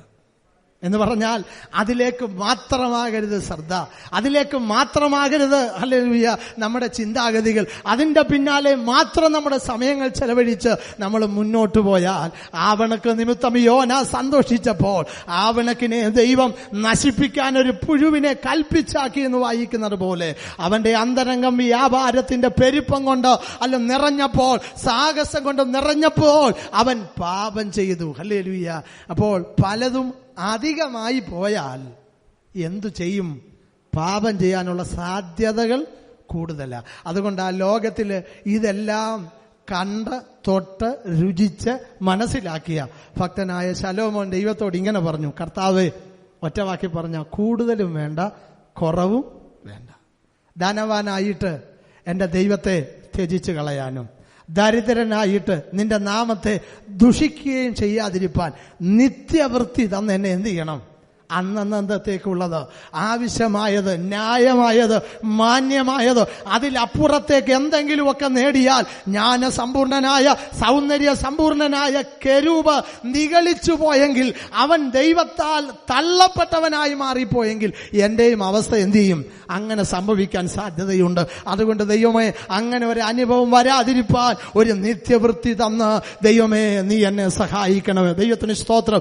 ദൈവം നമ്മളെ മാനിക്കുമ്പോൾ ദൈവം നമ്മളെ അനുഗ്രഹിക്കുന്നത് എങ്ങനെയെന്ന് ചോദിച്ചാൽ, ലഭിച്ചതിൽ വിശ്വസ്തരെന്ന് ദൈവത്തിന് നല്ല ഉറപ്പുള്ളപ്പോഴാണ് ദൈവം നമ്മെ പിന്നെയും പടിപടിയായിട്ട് അനുഗ്രഹിക്കുന്നത്. ചുറ്റുപാടുകളിലേക്കും ദേശത്തേക്കും നോക്കിയാൽ ഏതൊരുവനെയെങ്കിലും ഏതൊരു കുടുംബത്തെയെങ്കിലും ദൈവം ഒത്തിരി അനുഗ്രഹിച്ചു എന്ന് നമുക്ക് തോന്നിയാൽ, ദൈവവൈതലേ, നമുക്ക് തോന്നിയതിനേക്കാൾ മുമ്പ് ദൈവത്തിന് ആ കുടുംബത്തെക്കുറിച്ച് ഉറപ്പ് വന്നതുകൊണ്ടാണ് ദൈവവരെ അനുഗ്രഹിച്ചു മാനിക്കുന്നത്. എല്ലാ അനുഗ്രഹവും ദൈവികമെന്ന് ഞാൻ പറയുന്നില്ല, അങ്ങനെ ചിന്തിച്ചു പോകരുത്. പിശാചിന് മനുഷ്യനെ അനുഗ്രഹിപ്പാൻ കഴിയും, നന്മകളൊക്കെ കൊടുക്കാൻ കഴിയും. ഹല്ലേലൂയ. അനുഗ്രഹം എന്നുള്ളതായ വാക്ക് ദൈവികം മാത്രമാണെന്ന് ചിന്തിക്കരുത്. അത് എല്ലാ ജാതിക്കാരും എല്ലാ മതക്കാരും ഒക്കെ ഉപയോഗിക്കുന്ന ഒരു വാക്കാണ്. അനുഗ്രഹത്തിനൊരു നല്ല വശമുണ്ടെന്നുള്ള യാഥാർത്ഥ്യവും മറന്നു കളയരുത്. അനുഗ്രഹം ലഭിക്കുമ്പോഴെല്ലാം അത് ദൈവത്തിൽ നിന്ന് മാത്രമാണെന്ന് ചിന്തിക്കരുത്. ദൈവവ്യവസ്ഥയിൽ ജീവിക്കുന്ന ദൈവവൈതലിനെ ദൈവം അനുഗ്രഹിക്കും. ദൈവത്തിന് സ്തോത്രം. അതിനൊത്തിരി വ്യവസ്ഥയുണ്ട്. വ്യവസ്ഥ തെറ്റിച്ചു പോകുന്നവൻ അനുഗ്രഹിക്കപ്പെടുന്നെങ്കിൽ ഓർത്തുകൊള്ളണം, അവനെ ദൈവമല്ല അനുഗ്രഹിക്കുന്നത്, അവനെ മാനിക്കുന്ന ദൈവമല്ല. കാരണം ദൈവം ഒരുവനെ അനുഗ്രഹിക്കുന്നതിന് വചനത്തിൽ വ്യവസ്ഥയുണ്ട്. ഞാൻ എൻ്റെ വാക്കുകളെ വേഗത്തിൽ ക്രോഡീകരിച്ച് അവസാനിപ്പിക്കട്ടെ. ഞാൻ പറഞ്ഞു വന്നത്, ഒരു ഭക്തനെ ദൈവം തള്ളിക്കളയാത്തതിന് 3 കാരണങ്ങളുണ്ട്, തള്ളിക്കളയുന്നതിന് 3 കാരണങ്ങളുണ്ട്. ഭക്തന്റെ ദൈവത്തോടുള്ളതായ പ്രാർത്ഥന എന്താണെന്നറിയാമോ? ദൈവമേ, വാർദ്ധക്യവും നരയുമുള്ള കാലത്തും എന്നെ എന്ത് ചെയ്യരുതേ? തള്ളിക്കളയരുത്. 71 സങ്കീർത്തനത്തിന്റെ 9 വാക്യം നമുക്കൊന്ന് വായിക്കാം. 71:9. വാർദ്ധക്യകാലത്ത് നീ എന്നെ തള്ളിക്കളയരുതേ, ബലം ക്ഷയിക്കുമ്പോ എന്നെ ഉപേക്ഷിക്കുമരുതേ. ഭക്തൻ ദൈവസന്നിധിയിൽ പ്രാർത്ഥിക്കുന്ന പ്രാർത്ഥന ഏതാ? വാർദ്ധക്യകാലത്ത് നീ എന്നെ എന്ത് ചെയ്യരുതേ? തള്ളിക്കളയരുതേ. ദൈവമക്കളെ, ദൈവസന്നിധിയിൽ നമ്മൾ ഹല്ലേലൂയ ഒരുപക്ഷെ അങ്ങനെ പ്രാർത്ഥിക്കുന്ന ചിലരെങ്കിലും കാണും. ദൈവത്തിന് സ്തോത്രം. അല്ലെങ്കിൽ വാർദ്ധക്യ കാലത്ത് നീ എന്നെ എന്ത് ചെയ്യരുത്? തള്ളിക്കളയരുത്. ബലം ക്ഷയിക്കുമ്പോ ഉപേക്ഷിക്കരുത്. എന്നാൽ ദൈവം തന്റെ ജനത്തെ തള്ളിക്കളയുമോ? അതുകൂടെ പറഞ്ഞ് ഞാൻ അവസാനിപ്പിക്കാം. 94 സങ്കീർത്തനത്തിന്റെ 14 വാക്യം. യഹോവ തന്റെ ജനത്തെ തള്ളിക്കളയുകയില്ല, തന്റെ അവകാശത്തെ കൈവിടുകയുമില്ല. ഹല്ലേലൂയ. എന്നാൽ നമ്മൾ ഈ വായിച്ച വാക്യത്തിൽ ഭക്തൻ എന്താ അങ്ങനെ ചോദിക്കാൻ കാരണം? നീ എന്നെ തള്ളിക്കളഞ്ഞത് എന്താ? പക്ഷെ ഈ വചനം പറയുന്നു, യഹോവ തന്റെ ജനത്തെ തള്ളിക്കളയുകയില്ല. ജീവിതത്തിൽ സംഭവിക്കുന്ന കാര്യങ്ങളെയൊക്കെ ശ്രദ്ധിക്കുമ്പോൾ, ശത്രുവിന്റെ ഉപദ്രവവും അതുപോലുള്ള പ്രതിസന്ധികളും ഒക്കെ കടന്നു വരുമ്പോൾ നാം ചിന്തിക്കും, യഹോവ എന്നെ തള്ളിക്കളഞ്ഞതാ, യഹോവ എന്നെ ഉപേക്ഷിച്ച് കളഞ്ഞതാ. എന്നാൽ പ്രിയരെ, മറക്കരുത്, യഹോവ തന്റെ ജനത്തെ തള്ളിക്കളയുകയില്ല, തന്റെ അവകാശത്തെ ഉപേക്ഷിക്കുകയില്ല. നമുക്ക് ദൈവത്തിൽ ആശ്രയിച്ചുകൊണ്ട് ക്രിസ്തീയ ജീവിതം മുന്നോട്ട് നയിക്കുവാൻ ദൈവകരങ്ങളിലേക്ക് ഏൽപ്പിക്കാം. തള്ളിക്കളയാത്ത ഒരു ദൈവം, നമ്മെ കൈവിടാത്ത ഒരു ദൈവം, ഞാൻ നിന്നെ ഒരു നാളും കൈവിടുകയില്ല, ഉപേക്ഷിക്കയില്ലെന്ന് പറഞ്ഞ കർത്താവ് ഇന്ന് വരെ നമ്മെ നടത്തി, ഇന്നലകളിൽ നമ്മെ നടത്തി, ഇന്ന് നടത്തിക്കൊണ്ടിരിക്കുന്നു, നാളെയും നടത്തുമെന്നുള്ളത് ഇന്ന് നടത്തുന്നത് നമുക്ക് ഉറപ്പ് തരുന്നു. അതുകൊണ്ട് നമുക്ക് വിശ്വസിക്കാം, തള്ളിക്കളയാത്ത ദൈവം, അല്ലെ വിശ്വസ്തനായ ദൈവം, അന്ത്യം വരെയും ചുമക്കുവാൻ, ഹല്ലേലൂയ, വാർദ്ധക്യവും നരയുമുള്ള കാലത്തും ഉപേക്ഷിക്കാത്ത ദൈവം, നമ്മെ പരിപാലിപ്പാൻ ദൈവം വിശ്വസ്തന, നരയ്ക്കോളം ചുമക്കുന്നവൻ, ഹല്ലേലൂയ, വാർദ്ധക്യമുള്ള കാലത്തോളം കൂടെ ഇരിക്കുന്നവന്. ആകയാൽ ആ ദൈവകരങ്ങളിൽ നമുക്ക് ആശ്രയിച്ച് മുന്നോട്ട് പോകാൻ ഒരു നിമിഷം നമ്മുടെ കണ്ണുകൾ അടയ്ക്കാം. തലകളെ വണക്കി ദൈവസന്നിധിയിൽ നമുക്ക് പ്രാർത്ഥിക്കാം. ഈ മനോഹരമായ പകലിൽ ദൈവത്തെ ആരാധിപ്പാൻ ഒരു പ്രാവശ്യം കൂടെ ദൈവസന്നിധിയിൽ കടന്നു വരാനിടയായി. പ്രാർത്ഥന ആരംഭിച്ച സമയം മുതൽ ദൈവ സന്നിധിയിൽ വിവിധ നിലകളിൽ സ്തുതി സ്തോത്രങ്ങളാൽ, ദൈവവചന ധ്യാനത്താൽ, ദൈവവചന കേൾവിയാൽ ഒക്കെ നമുക്ക് അനുഗ്രഹം പ്രാപിപ്പാൻ കർത്താവ് കൃപ ചെയ്തുകൊണ്ടിരിക്കുന്നല്ലോ. വചനത്തിന്റെ ഏതെങ്കിലും ഒരു ഭാഗം നമ്മുടെ ഹൃദയത്തോട് സംസാരിച്ചു എങ്കിൽ, വചനത്തിലൂടെ കർത്താവ് നമ്മോട് ഇടപെട്ടു എങ്കിൽ, ഒന്നുകൂടെ നമ്മെ തന്നെ ശോധന ചെയ്യാൻ, ഒന്നുകൂടെ നമ്മുടെ ജീവിതത്തെ ഒന്നുകൂടെ കാണുവാൻ ഈ പകൽക്കാലം ഈ വചനത്തിന് മുമ്പിൽ ഇടയായെങ്കിൽ ഓർക്കുക, ദൈവവൈതലേ, നമ്മോട് ഇടപെട്ടത് ഒരു മനുഷ്യന്റെ ശബ്ദമല്ല, സാക്ഷാൽ ദൈവമായവൻ വചനത്തിലൂടെ നമ്മോട് സംസാരിച്ചു. അതിനെ ചെവി കൊണ്ടുകൊണ്ട്, അത് ഏറ്റെടുത്തുകൊണ്ട്, അത് നമ്മോട് ആവശ്യപ്പെടുത്തുന്ന മാറ്റങ്ങളും വ്യതിയാനങ്ങളും ജീവിതത്തിൽ വരുത്തിക്കൊണ്ട്, നീതീകരണത്തിന് വേണ്ടിയല്ല, ഒരു ശുദ്ധ മനസാക്ഷിയോടെ, ഒരു നല്ല ഹൃദയത്തോടെ ആ വചനം ഉള്ളത്തിൽ ക്രിയ ചെയ്യാൻ നമുക്കൊന്ന് ഏൽപ്പിച്ചു കൊടുക്കാം. യഹോവ നമ്മെ തള്ളിക്കളയുകയില്ല. തള്ളിക്കളയാത്ത ദൈവം പിന്നെയും നമ്മെ സഹായിക്കട്ടെ. നമുക്ക് വീണ്ടും പ്രാർത്ഥിക്കാം. നല്ലവനായ ദൈവമേ, സ്വർഗീയ പിതാവേ, അനുഗ്രഹിക്കപ്പെട്ടതായ നല്ല പകലിനായി സ്തോത്രം. മനോഹരമായ ഒരു പകലിലൂടെ അങ്ങേ സ്തുതിപ്പാനായി, മഹത്വപ്പെടുത്തുവാനായി ജീവിതത്തിൽ നൽകിയ വിലപ്പെട്ട അവസരത്തിനായി സ്തോത്രം. കേൾപ്പിച്ചെല്ലാം നല്ല വചനങ്ങൾക്കായി സ്തോത്രം. അത് വചനത്തിന് മുമ്പിൽ ഞങ്ങളെ തന്നെ സമർപ്പിക്കുന്നു. വചനത്തിന്റെ വ്യവസ്ഥ അനുസരിച്ച് ജീവിപ്പാൻ ഞങ്ങളെ ഒരുക്കണമേ കർത്താവേ. ഇന്നലകളിൽ ഞങ്ങളെ നടത്തിയ ദൈവമേ, ഇന്നും അവിടുന്ന് ഞങ്ങളെ നടത്തിക്കൊണ്ടിരിക്കുന്നല്ലോ. നാളെയും അവിടുന്ന് ഞങ്ങളെ നടത്തുവാൻ വിശ്വസ്തനാകയാൽ തള്ളിക്കളയാത്ത അവിടുത്തെ കൃപയിൽ ആശ്രയിച്ച് മുന്നേറുവാൻ ഞങ്ങളെ ഒരുക്കണമേ. എല്ലാ മഹത്വത്തിനായി ചെയ്യണം. പാരപീഠത്തിലായിരിക്കുന്ന അടിയങ്ങളെ ഒരുമിച്ച് സഹായിക്കണം. യേശു മൂലം പ്രാർത്ഥന കേൾക്കണമേ സ്വർഗസ്ഥ പിതാവേ. നമ്മുടെ കരവും ശബ്ദമുയർത്തി ദൈവത്തെ നമുക്കൊന്ന് സ്തുതിക്കാമല്ലോ. Hallelujah, hallelujah, hallelujah.